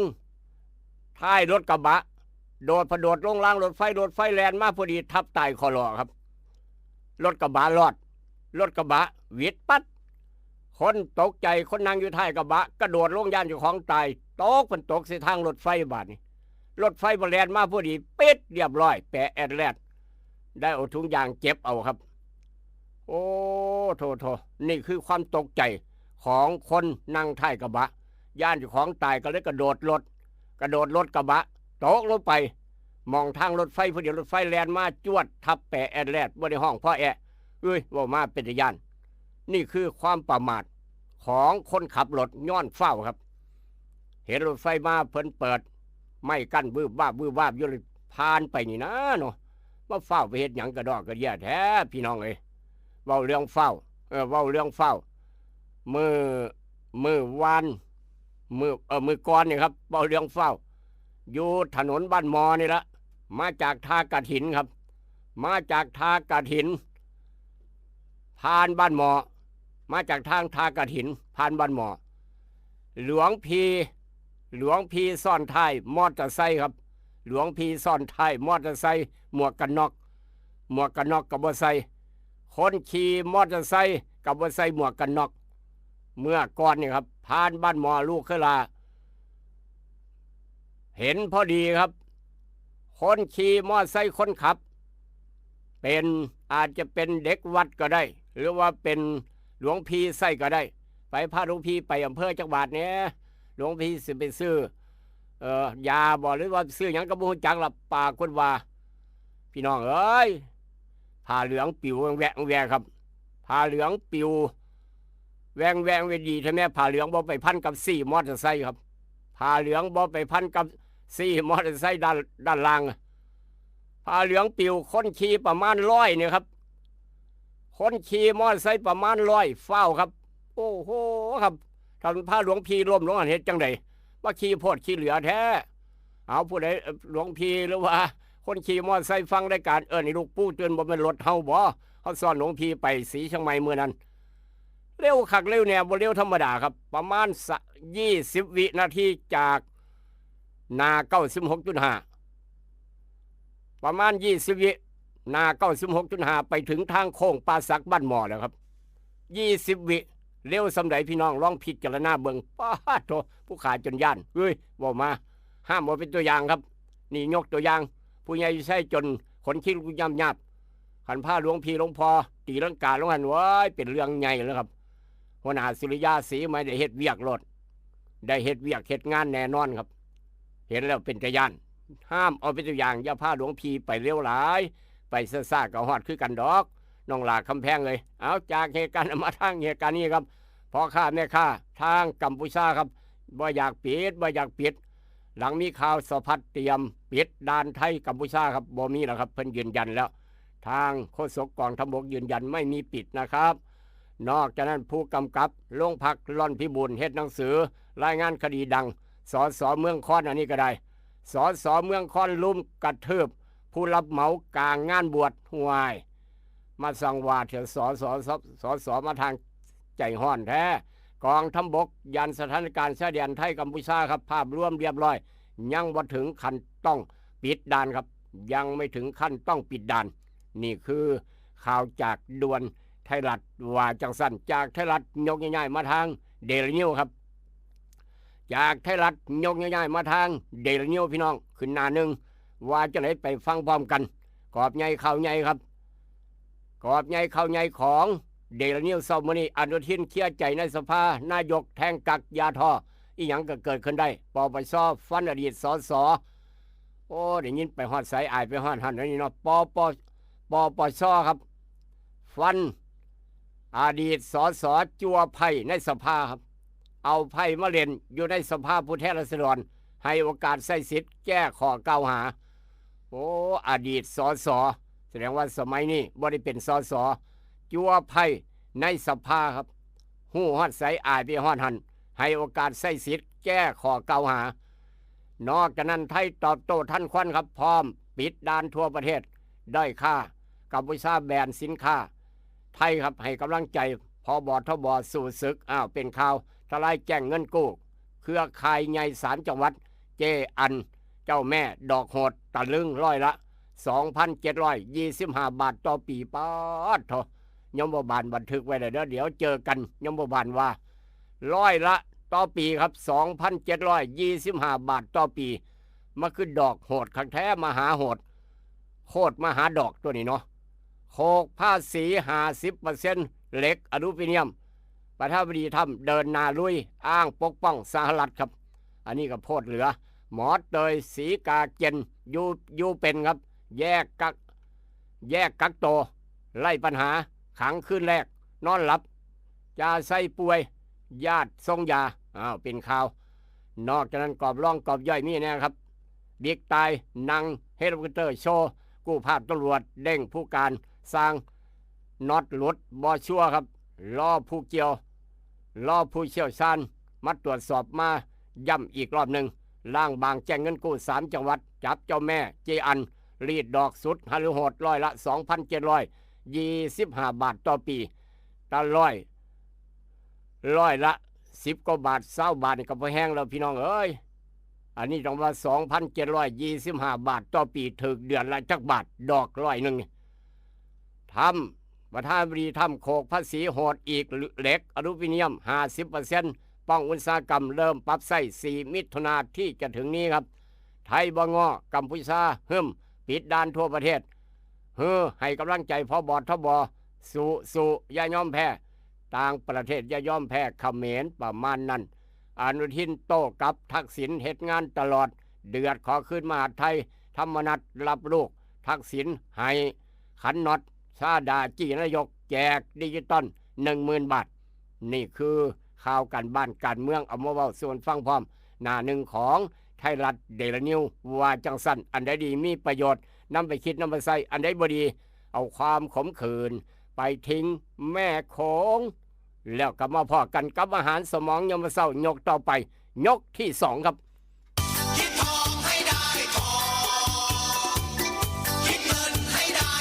คุณกำลังรับฟังอาหารสมองยามเช้ายิ้มฝังโขงกับรายการให้รู้ปลุกให้ตื่นให้รู้ปลุกให้ตื่นอยู่นะครับอยู่นะคะรวยขอให้รวยขอให้รวยขอให้รวย เกิดเป็นผู้หญิงนี่แสนลำบากใจจริงๆนะเธอ อ้าวทำไมล่ะเธอ ก็อย่างที่ฉันเป็นอยู่เดี๋ยวนี้แหละ ปวดท้องน้อย ปวดบั้นเอวทรมานจริงๆซื้อกาโน่หน่อยค่ะซื้อกาโน่นะครับซื้อกาโน่นะคะจะต้องรีบไปซื้อมาแล้วล่ะ กาโน่จำชื่อกาโน่กาโน่กาโน่คนรุ่นใหม่ใช้กาโน่ยาน้ำว่านชักมดลูกกาโน่จัดจำหน่ายโดยบริษัทเวชภัณฑ์ยากาโน่ป๊อกซอฟตี้เครื่องหมายการค้าตรามือรับเหรียญทองยกสุดท้ายยาป๊อกกล่องสีเขียวตรามือรับเหรียญทองใช้บรรเทาการปวดเมื่อยตามกล้ามเนื้อเคล็ดขัดยอกยาป๊อกน้ำมันยาป๊อกกล่องสีเขียวตรามือรับเหรียญทองบรรเทาการปวดเมื่อยเคล็ดขัดยอกมีจำหน่ายตามร้านขายยาทั่วไปโรคฤทธิ์ดุมทวารหนักเป็นแล้วทรมานเริ่มต้นจากมีอาการคันบริเวณขอบรูทวารและมีอาการปวดท่วงทวารหนักถ้าปล่อยไว้นานอาจมีแผลเป็นรูปกลีบมะเฟืองและเป็นหน่อคล้ายเดือยไก่มีเลือดไหลซึมถ้าเป็นมากจะถ่ายออกมาเป็นเลือด3 ก๊กมาแล้วยาเม็ดบรรเทาฤทธิ์ดวงทวารหนักตรา3 ก๊กยาเม็ดบรรเทาฤทธิ์ดวงทวารหนัก3 ก๊กกราม500ชนิดแคปซูลจัดจำหน่ายโดยบริษัทเวชภัณฑ์ยากาโน่ฟ็อกซอฟตี้จำกัดเครื่องหมายการค้าตรามือรับเหรียญทองกล่องละ350 บาทมีจำหน่ายตามร้านขายยาชั้นนำทั่วไป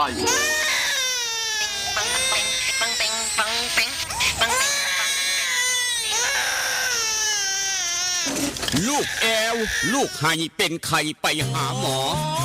ช่วยด้วยช่วยด้วยช่วยหน่อยคุณหมอ ไปคลินิกนายแพทย์จามิกรหรือว่าหมอดอดใจดีตั้งอยู่ตรงข้ามตลาดสดสีช่องใหม่ไปมาหาง่ายตรวจรักษาโรคทั่วไปเด็กผู้ใหญ่ผู้สูงอายุความดันเบาหวานตรวจน้ำตาลในเลือดโรคทางเดินอาหารทางเดินหายใจปวดกล้ามเนื้อคอกระดูกเสื่อมมีวิตามินบำรุงผิวบำรุงร่างกายบริการส่งตรวจเอ็กซเรย์คอมพิวเตอร์ตรวจคลื่นแม่เหล็กไฟฟ้าไปคลินิกนายแพทย์จามิกรอยู่ตรงข้ามนาตลาดสีช่องใหม่ตรวจดีมีมาตรฐานบริการเหมือนญาติพี่น้องเปิดบริการสู้มือต้องไปหาหมอดอดใจดีสอบถามได้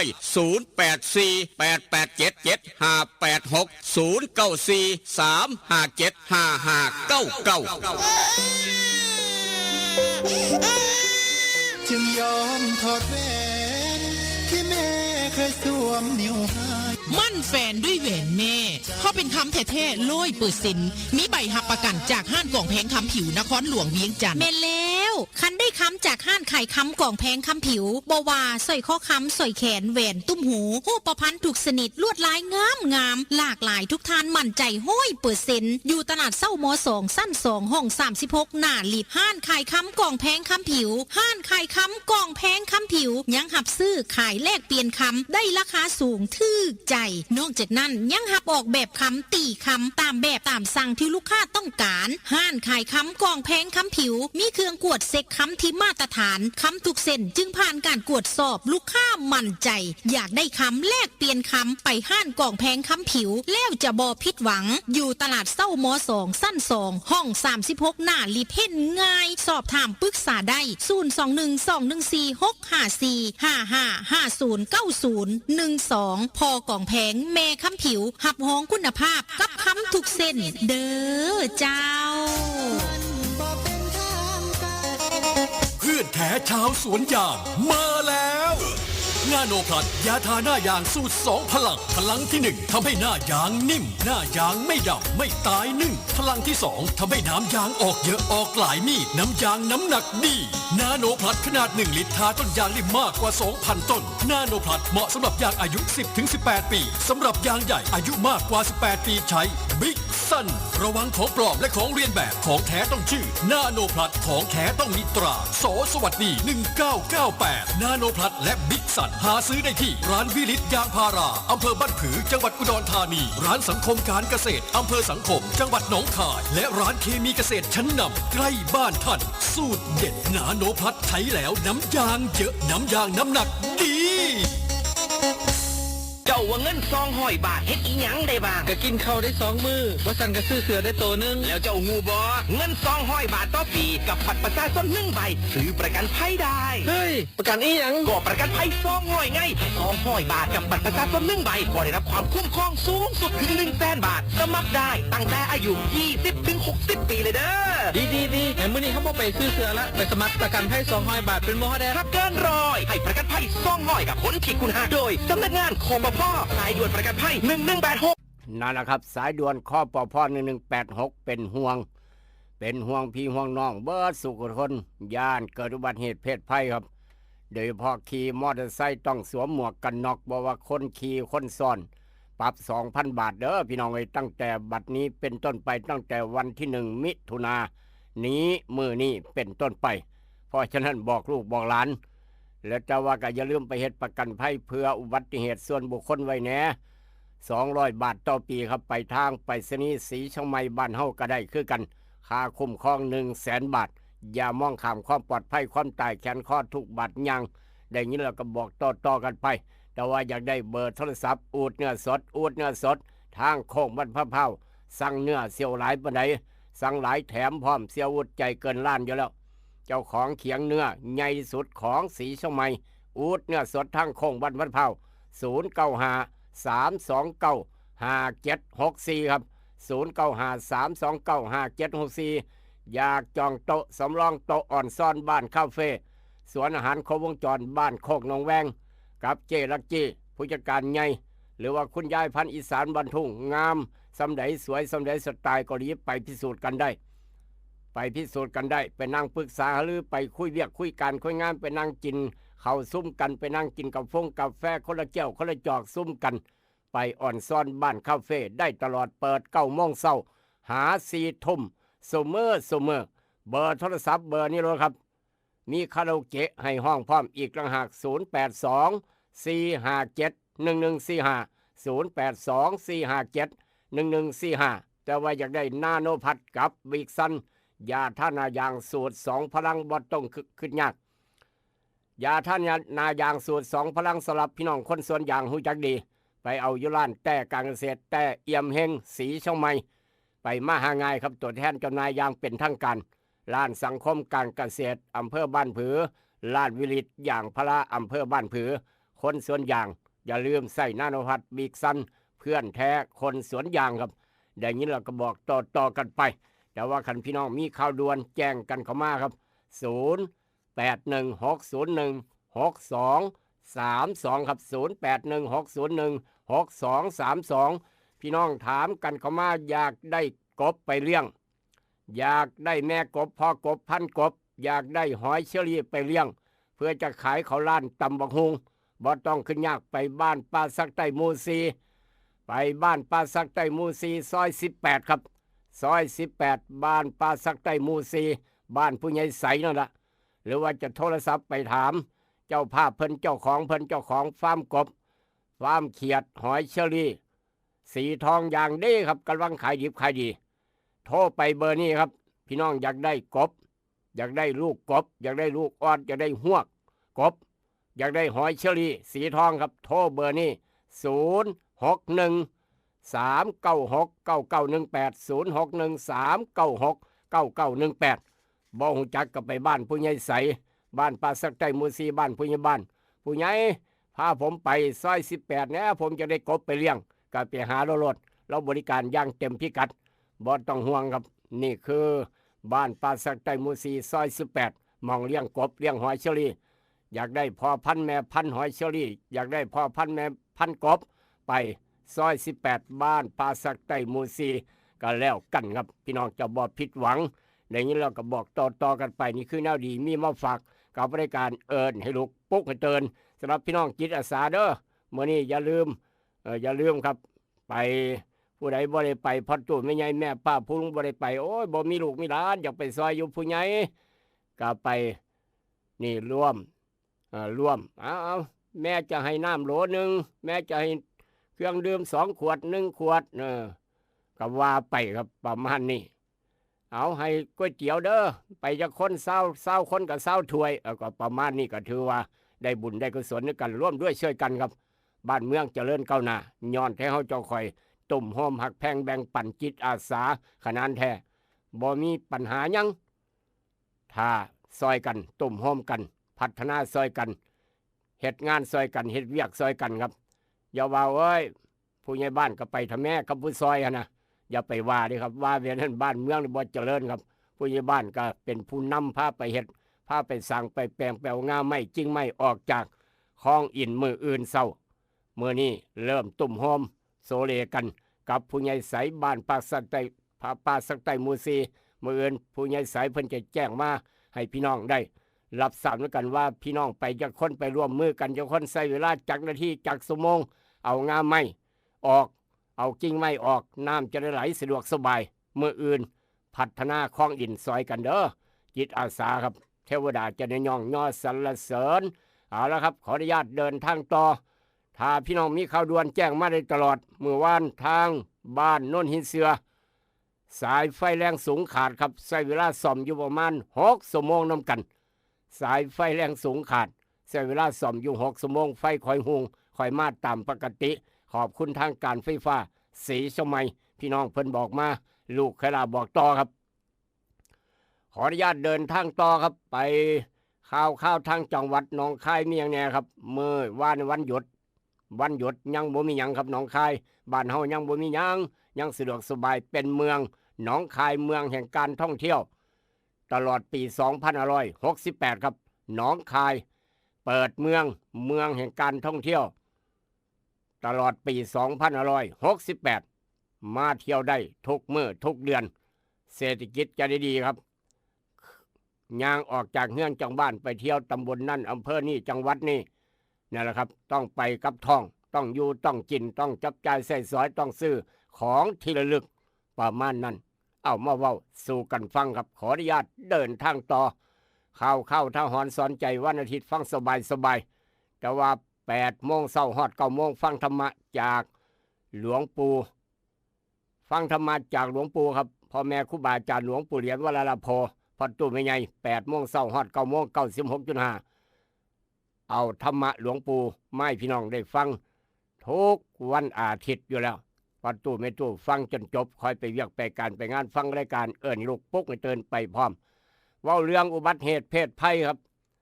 เว้าเรื่องอุบัติเหตุเพศภัยเกิดขึ้นได้ทุกเสี้ยววินาทีบ่ว่ารถยังกะยารถตำรวจรถทหารรถพยาบาลรถแท้เจ้าคอยเกิดได้ตลอดย้อนขับเร็วเกินพิกัดย้อนคนขับหลับใน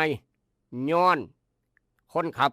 บ่เต็มพิกัดเมาข้างสารพัดนึกสดเมาแล้วจะขับแล้วจะเมาอันนี้ก็ระทึกครับเหตุการณ์นี้ก็ได้พาพี่น้องไปทางจังหวัดภาคเหนือจังหวัดเชียงใหม่ครับรถหยังเกิดอุบัติเหตุรถฉุกเฉินครับระทึกรถฉุกเฉินเสียหลักตกเหวเอาคนป่วยไปโรงพยาบาลครับพี่น้องคักบ่บาดเนี่ยฟ้าวเอาคนป่วยไปโรงพยาบาลครับป่วยกันหนักอยู่แล้วพยาบาลต้องนั่งไปน้ำเด้รถฉุกเฉินพยาบาลต้องนั่งไปน้ำบางคนก็เอาพ่อแม่เพิ่นนั่งไปน้ำครับประมาณนั้นระทึกรถฉุกเฉินเสียหลักตกเหวบึ้มบั่มพยาบาลคนป่วยคนขับเจ็บไปน้ำกันป่วยกับป่วยแล้วบาดเจ็บอีกต่างหาก4 คนครับขณะกำลังพาคนป่วยส่งโรงพยาบาลมองเกิดเหตุเป็นเขาลาดชันครับมีฝนตกหนักมืนเสียหลักควบคุมรถพยาบาลบ่ได้ย้อนเฝ้าเปิดไซเรนไปวีบแวบไปแล้ววะเสียหลักบาดเนี่ย พยาบาลก็บาดเจ็บคนป่วยก็ยังมาบาดเจ็บอีกคนขับก็บาดเจ็บพี่น้องก็เฮ็ดจังไดพยาบาล2บาดเจ็บครับรวมแล้วคนขับคนป่วย4คนบาดเจ็บนำกันเบิดรถกับมุนอ้อยเหาะโอ้โทพี่น้องเอ้ยยากไปอีกบานจังยังเป็นหยังครับสัญญาณโทรศัพท์มองหันกับบ่มีบานนี้โซนสิขอความช่วยเหลือได้ซ่าขนาดย้อนสัญญาณโทรศัพท์กับบ่มีครับเป็นข่าวเป็นอุทาหรณ์สอนใจสลับรถนำส่งคนป่วยทุกอบตทุกเทศบาลทุกโรงพยาบาลอย่ามองข้ามความปลอดภัยโดยเด็ดขาดสำหรับคนขับต้องเต็มร้อยต้องหูจักจังหวะและจังหวะเร็วจังหวะซ่านี่เด้อพี่น้องเอ้ยอย่ามองข้ามคนป่วยอยู่แล้วป่วยก็ป่วยอยู่แล้วมารถพาเกิดอุบัติเหตุอีกความอีกแห้งบาดเจ็บอีกโอ้โหพี่น้องเอ้ยสแมนเว้นกรรมสัตว์กรรมจังหยังเป็นหยังน้อนี่เนาะป่วยกับป่วยแล้วย่างรถพาความอีกขึ้นบ้างเอาครับป่วยกับป่วยอยู่แล้วหนักก็หนักอยู่แล้วครับ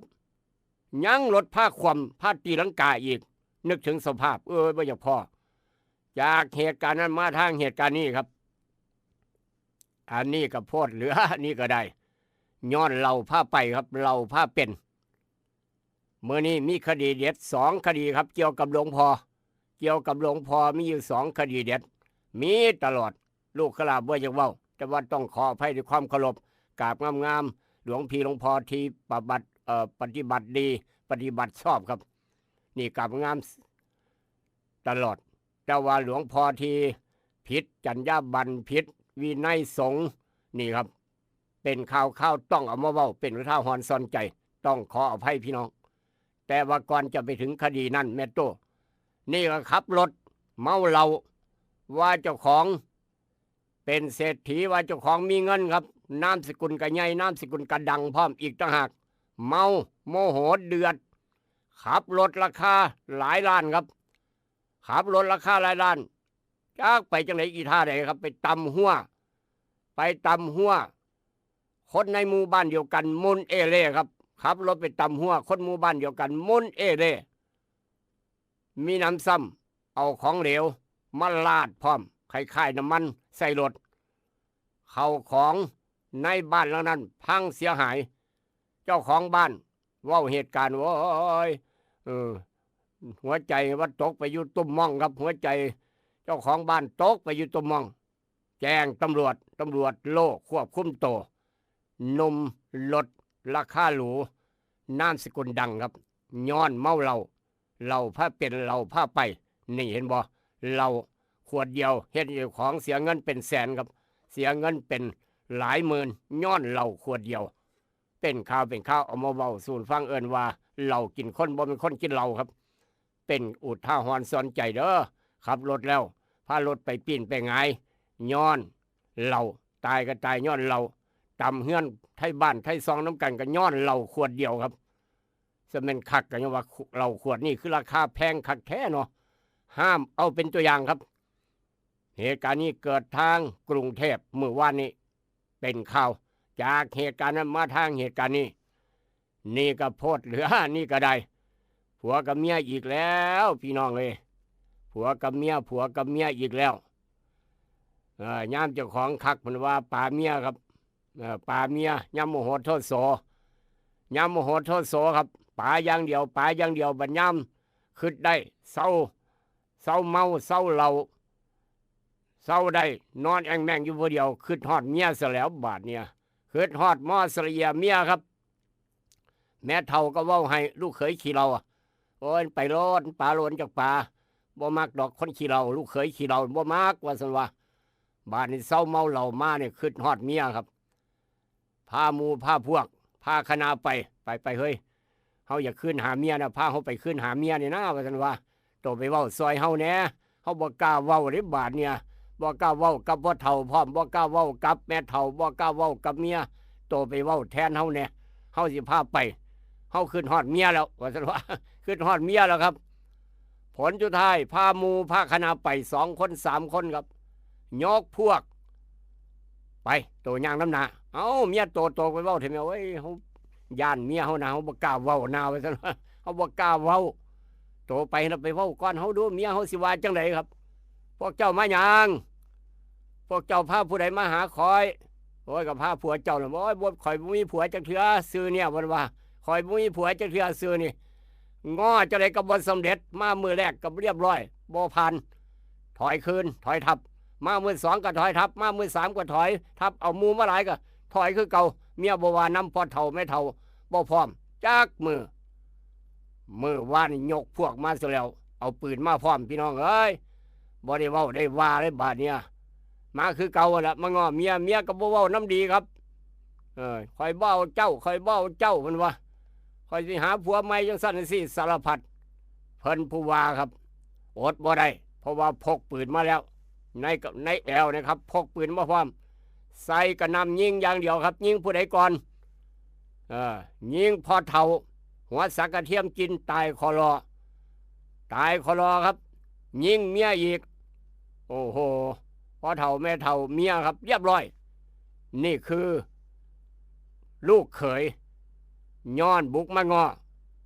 มอเสลียเมียบ่ว่าน้ำพอเฒ่าก็บ่ว่าน้ำแม่เฒ่าก็บ่ว่าน้ำครับ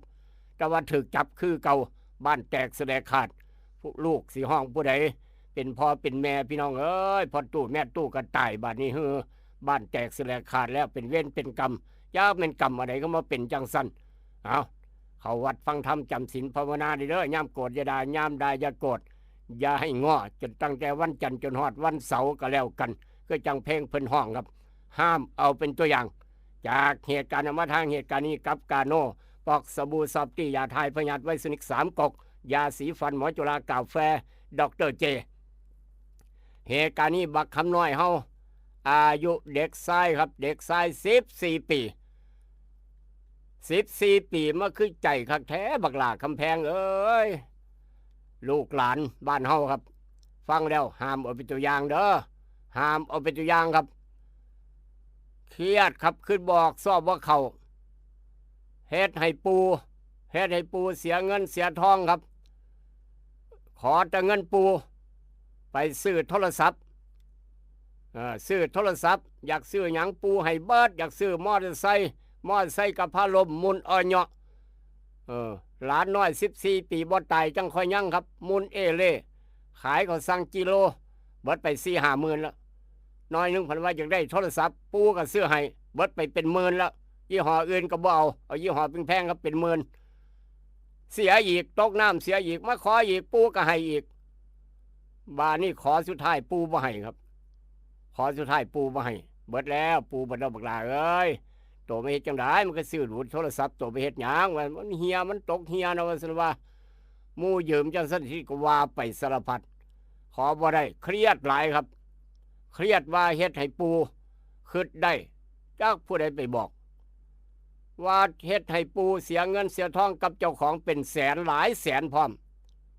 มื้อวานก็เลยสั่งพวกห้องเดียวกันบันทึกคลิปไว้พร้อมบันทึกวิดีโอไว้พร้อมส่งให้แม่เจ้าของหลังจากนั้นไปคล้ายย่างไปย่ำมาค่ำย่ำคืนครับไปคางห้วยคางหนองน้ำครับสั่งบันทึกไว้พร้อมให้หมู่ถ่ายวิดีโอให้หมู่ถ่ายวิดีโอไทยเฮาแน่ไปคางห้วยครับกระโดดตุ้มลงไปในแม่น้ำครับจบชีวิตสลดหดหูพอแทบขาดใจแล่น้ำหาพยายามยื้อชีวิตกับบ่ทันครับลูกชายเราตายย้อนเสียใจว่าเจ้าของเฮ็ดให้ปูเสียเงินเสียทองเบิดหลายแสนจนปูเบิดเงินอลอดจากธนาคารย้อนผมผู้เดียวย้อนข่อยผู้เดียวพ่อแม่เบิดเนี่ยสิว่าครับนี่คือเฮ็ดให้พ่อแม่เฮ็ดให้ปูเสียเงินเสียทองเจ้าของมันคิดนะบ่แม่นบาดนี้ฆ่าเจ้าของตายนี่จักเป็นเวรเป็นกรรมอันใดห้ามเอาเป็นตัวอย่างเด้อบักหลาคำแพงบ้านเฮาครับจากเหตุการณ์นั้นมาทางเหตุการณ์นี้อันนี้จักแม่นลูกค้าจังไหนมาจังไหนผิดพลาดจังไหนบ่ฮู้จักบาดเนี่ยเอาผู้ใหญ่ใสฟังจังหน่อยผู้ใหญ่วิชัยพร้อมผู้ใหญ่ใสผู้ใหญ่โตท่านกำนันพึกฟังไว้จักหน่อยครับแม่นหยังประเภทเงินผ่านโทรศัพท์บ่มีเงินสดดอกบ่มีเงินโทรศัพท์บ่มีเงินกับสดบ่มีเงินสดไปนั่งอยู่ร้านกาแฟครับ ไปนั่งอยู่ร้านกาแฟบ่ได้พกเงินสดจักเถื่อพกมา100 บาทเมียให้ก็เบิดแล้วเพิ่นว่าผู้ใหญ่ใส่ว่าโอ้ยเมียให้มา100 บาทเบิดแล้วเนาะว่าซั่นเมียแต่อยู่ในโทรศัพท์นี่ล่ะผ่านโทรศัพท์ได้บ่ได้เจ้าของร้านกาแฟว่าก็เลยจ่ายค่ากาแฟครับรวมกับหมู่กับพวกประมาณ 2-3 แก้ว 2-3 จอกเป็นเงินทั้งเบิด221 บาท 50 ตังค์ครับค่ากาแฟครับ2 จอก 3 จอกไปกินซุ่มแซวกันอยู่ร้านกาแฟเป็นเงินทั้งเบิด221 บาท 50 สตังค์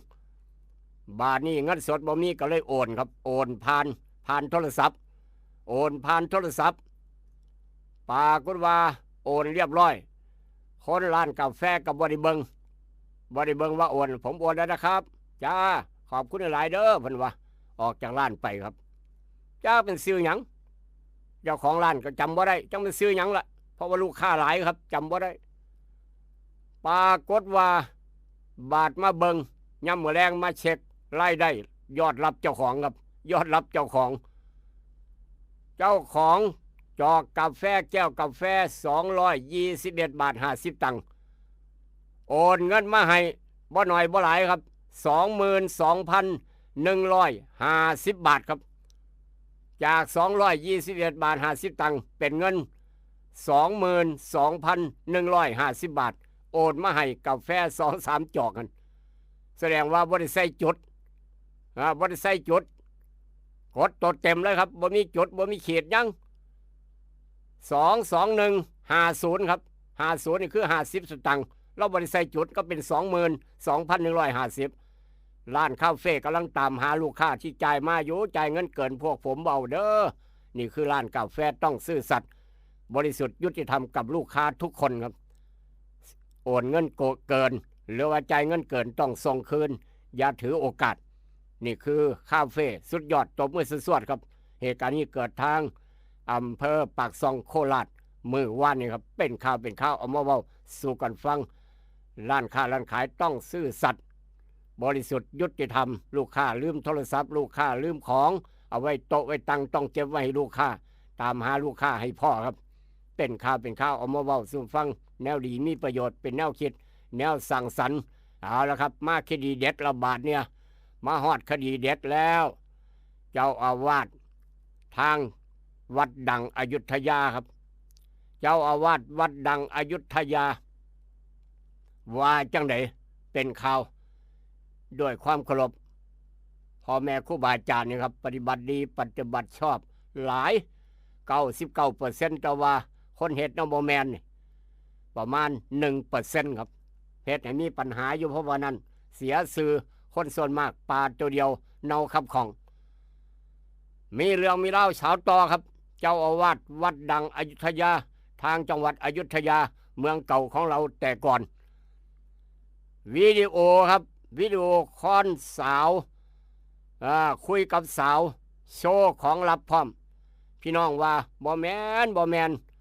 โดนกันแกล้งหลวงพ่อโดนกันแกล้งคักๆโดนกันแกล้งเพิ่นเป็นพระนักพัฒนาบ่เคยมีเรื่องมีเล่าเสื่อมเสียหยังพี่น้องอยุธยาว่าห้อยสักแบบนี้ผู้ใดก็มีได้แบบเดียวกันนี่ครับสักคือกัน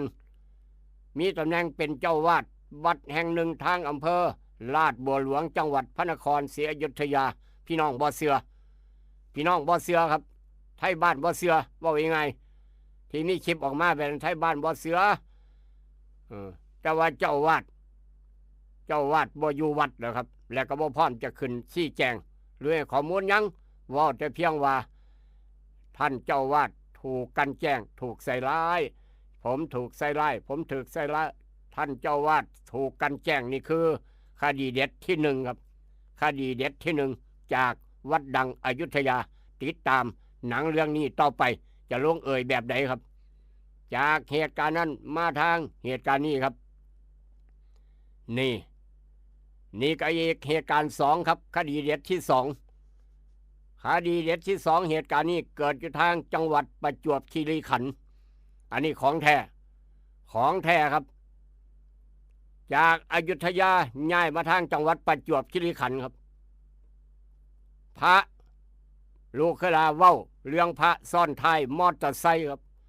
พระซ่อนท้ายมอเตอร์ไซค์ไปสีช่องใหม่แล่นเร็วขนาดเมื่อมือก่อนเนี่ยอันนี้กับพระซ่อนท้ายมอเตอร์ไซค์คือกันแต่ว่าซ่อนท้ายสาวสำน้อยครับ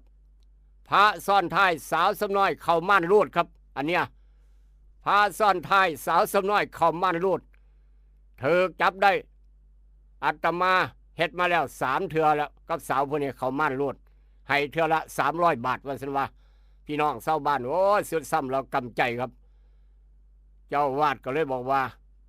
ท่านพระครูเจ้าคณะตำบลบอกว่าเจ้าคณะอำเภอบอกว่าห่วยถ้าแบบนี้ถือว่าศึกแล้วบ่ต้องจับมาศึกยากดอกถือว่าศึกแล้วใส่เสื้อใส่กางเกงรวบบ่ต้องมาศึกยากถือว่าผิดศีลผิดวินัยเรียบร้อยศึกในโตศึกตั้งแต่พระผู้สาวเข้าม่านรูดนั่นเห็นบ่เป็นสั้นเหตุการณ์นี้เกิดทางอำเภอปราณบุรีจังหวัดประจวบคีรีขันธ์ครับให้ว่าพี่น้องชาวบ้านโอ้ยคืดอายน้ำก้นครับพี่น้องชาวบ้านคืดอายน้ำก้นอายหยังครับบ่อายจังใดย่ำมาเศร้าเมื่อเศร้านี่ก็มาบินบาทอยู่จำนาหลวงพ่อได้ดีปัญญาหลวงพ่อมาบินบาทใส่บาทให้กินทุกเศร้าตักบาททุกเศร้าแต่ว่าซ่อนท้ายผู้สาวเข้าม่านรูดจ่ายเทื่อละ300เฮ็ดมา3 เทื่อแล้วครับศึกแบบอัตโนมัติบ่ต้องมาศึกกับพระครูหลวงพี่หลวงพ่อยากศึกแล้วถือว่าเฮ็ดแบบนั้นเจ้าศึกอัตโนมัติว่าซั่นว่าโอ้ยเบิดน่าสิว่าพี่น้องเอ้ยผู้ข้าก็บ่อยากเว้าอยากว่าดอกแต่ว่าเอามาเว้าเป็นอุทาหรณ์สอนใจสู่พี่น้องนำกันฟังแต่ละหมู่บ้านแต่ละตำบลดูแลนี่เด้อวัดว่าอารามศาสนาห้ามเอาเป็นตัวอย่างครับศึกแบบอัตโนมัติบ่ต้องมาศึกกับหลวงพี่หลวงพ่อยากเป็นข่าวช่วงนี้มีแต่คดีเด็ดทั้งนั้นจากเหตุการณ์นั้นมาทางเหตุการณ์นี้ครับอันนี้ก็สามีขังย้อนย่านเมียไปมีผัวใหม่จับเมียไว้ในห้องสามีขังคุ้มขังจับเมียครับไว้ในห้องบ่ให้ไปไสเอาเมียเป็นตัวประกันย่านเมียไปมีผู้บ่าวใหม่เหตุมันเกิดบานี่มือหนึ่งกับพันไป2 มือกับพันไปครับเมียกับเมื่อยเจ้าของกับเมื่อยคนไทยบ้านพ่อแม่ปู่ย่าญาติพี่น้องพ่อเฒ่าแม่เฒ่าแจ้งตำรวจมาเบิดเกือบโรงพักมาล้อมห้องเซาย้อนสามีขังจับเมียเป็นตัวประกันครับย่านเมียไปมีผู้บ่าวใหม่มีผัวใหม่บ่อนเมายาบ่น้อบกล่าวเลยเหตุการณ์นี้เกิดทางจังหวัดพิษณุโลกผลในท้ายอยู่ไปอยู่มากกับเมื่อยเสียแล้วอยู่ไปอยู่มากกับเมื่อยครับตีเมียไปพร้อมเจรจาตำรวจเว้านะไปมาเว้ามายอมปล่อยตัวครับยอมปล่อยตัวสาเหตุญาติเมียไปมีผู้บ่าวใหม่ไปเฮ็ดเวียกเหตุการณ์ให้งานกับคำมืดประมาณนั้นเป็นข่าวเอาหลายคดีเด็ดเอามาเว้าเป็นอุทาหรณ์สอนใจอย่าผิดศีล5ก็แล้วกันข้อ1ข้อ2ข้อ3ข้อ4ข้อ5นี่คือข่าวต่างๆประจำเสาร์มื้อนี้วันอาทิตย์ราคาทองคำเมื่อวันเสาร์ตกลงไป50 บาทครับ50 บาทราคาทองคำมื้อนี้วันหยุดมื้อนี้วันหยุดมื้ออื่น